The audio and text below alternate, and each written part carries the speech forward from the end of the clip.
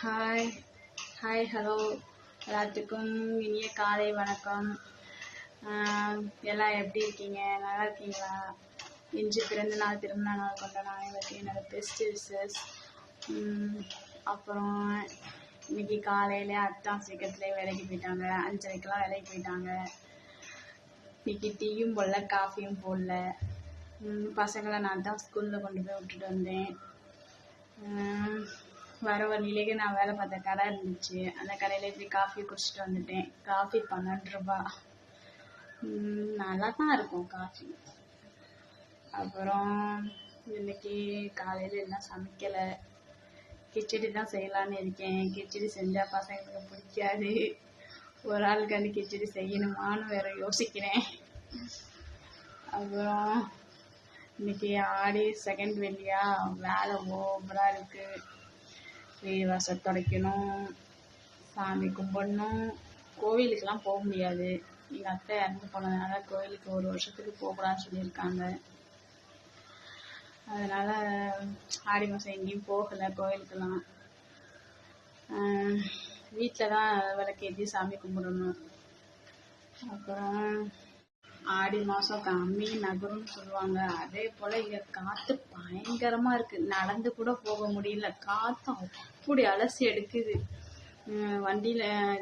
வண்டியில் போகிற உறவுக்கு சொல்கிறேன், காற்று பயங்கரமாக அடிக்குது. நீங்கள் வண்டியை ஃபாஸ்ட்டாலாம் ஓட்டிகிட்டு போகாதீங்க, ஸ்லோவாக போங்க. எங்கள் அத்தானுக்கும் அதை தான் சொல்லுவேன், ஸ்லோவாக போத்தான் காற்று ஓவராக இருக்குது அப்படின்னு. எனக்கு பஸ்ஸில் போகும்போது கொஞ்சம் ஃபாஸ்ட்டாக போயிட்டாவே அப்படி பயப்படுவேன். கண்ணை மூடிக்குவேன், ஹார்ட்லாம் படப்படப்படான்னு பிடிக்கும். அத்தான் கூட வண்டியில் போனாலும் கொஞ்சம் அவர் ஃபாஸ்ட்டாக போயிட்டாங்கன்னா அவ்வளோதான், அத்தான் பொறுமையாக ஓட்டு, பயமாக இருக்கு அப்படின்னு. எனக்கு வண்டி ஃபாஸ்ட்டாக போனாலும் எதில் போனாலும் எனக்கு பயம் வந்துடும். அது என்னன்னு தெரியல. காற்று ஃபாஸ்ட்டாக அடிக்குதுங்க. வண்டியில் போகிறவங்க கொஞ்சம் பார்த்து பொறுமையாக போங்க. வண்டியெல்லாம் நிறையா வண்டி எப்பா கிராஸ் பண்ணுறதுக்கே பயமாக இருக்குது. அவ்வளோ ஃபாஸ்ட்டாக வராங்க. என்ன சொல்கிறது, நீங்கள்லாம் கோயிலுக்கு போவீங்க, எனக்கும் சேர்த்து வேண்டிட்டு வாங்க. எனக்கு, என் ஃபேமிலிக்கு, நாங்கள்லாம் நல்லா இருக்கணும்னு கோயிலுக்கு போகிறவங்கெல்லாம் வேண்டிட்டு வாங்க. நாங்கள் தான் கோயிலுக்கு போக முடியாது. அப்புறம் என்ன சொல்கிறது, இன்னைக்கு லஞ்சு என்னம்மா தேங்காய் பால் சாதம் செய்ய போகிறேன். காய்கறி அதெல்லாம் முடிஞ்சிருச்சு. இன்னைக்கு வெள்ளிக்கிழமை தான் சண்டை போடுவாங்க. இன்னைக்கு தான் காய்கறிலாம் வாங்கணும். தக்காளி, தேங்காய், உருளைக்கிழங்கு மட்டும் இருக்குது, வெங்காயம் இருக்குது. அதை வச்சு இன்னைக்கு தேங்காய் பால் சாதம் செய்ய போகிறேன். உருளைக்கிழங்க வறுக்க போகிறேன். இது செஞ்சு வச்சா பசங்க நல்லா சாப்பிடுவாங்க. என் சின்ன பையன் இருக்கான் பாருங்க, செம்மையாக சாப்பிடுவான். அது உருளைக்கிழங்குனாக்க விரிசாவே எடுத்துட்டு போயிடுவான். அப்புறம் இன்னைக்கு சந்தை நைட்டு தான் போடுவாங்க. சந்தையிலையும் காய்கள்லாம் ரொம்ப ரேட்டுங்க. எல்லாமே ரேட்டாக தான் இருக்குது. ஏன் தான் விலைவாசிலாம் இப்படி ஏறி போச்சுன்னே தெரியல. வெங்காயம் தக்காளிலாம் 50-60 ரூபாய்க்கு விற்கிது. ஐயோ கடவுளே, எங்கே போய் முடிய போகுதுன்னு தெரியல. இந்த உலகம் இவ்வளோ விலைவாசி இப்படி ஏறிக்கிட்டு போகுது. என்ன சொல்கிறது, இதை எப்போ பார்த்தாலும் சிரிச்சுக்கிட்டே பேசுகிறான்னு பார்க்காதீங்க. இந்த சிரிப்பு மட்டும்தான் பிறந்ததுலேருந்து என் கூடவே இருக்கு. மட்டும் எதுவுமே என் கூட இல்லை. ஏன்னா எங்கள் அம்மாவுக்கு எங்கள் அப்பாவுக்கு 6வது பெண் குழந்தை.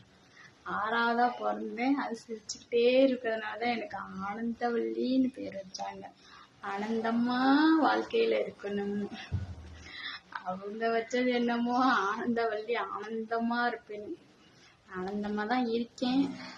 பட் என்ன பண்ணுறது, அப்பையும் கொஞ்சம் கஷ்டம் நஷ்டம் எல்லாம் வரத்தானே செய்யுது. அதுக்குன்னு கவலைப்பட்டுக்கிட்டே இருந்தால் போதுமா?